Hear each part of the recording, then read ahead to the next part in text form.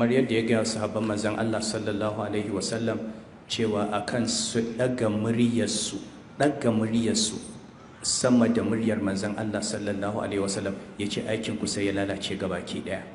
Saboda me? Saboda koyaya ko kamar ƙwayar zarra wani abu ya shiga zuciyar mutum na rashin girmamawa da manzon Allah sallallahu alaihi wasallam, duk aikinsa ya lalace.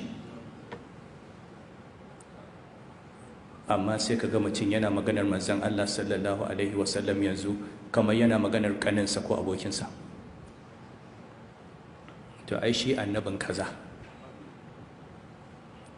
magana ce ya yi ta yana gani kamar yana lecture a yi dariya, wannan maganar sai ta lalata masa aikinsa gabaki ɗaya.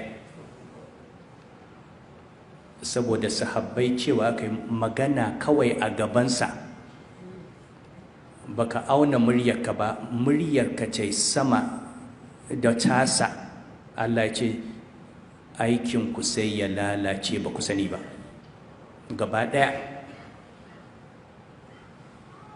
Sai da suka zo in sun masa magana sai ce ku ƙara murya, suna tsoro, suna raɗa saboda wannan aya.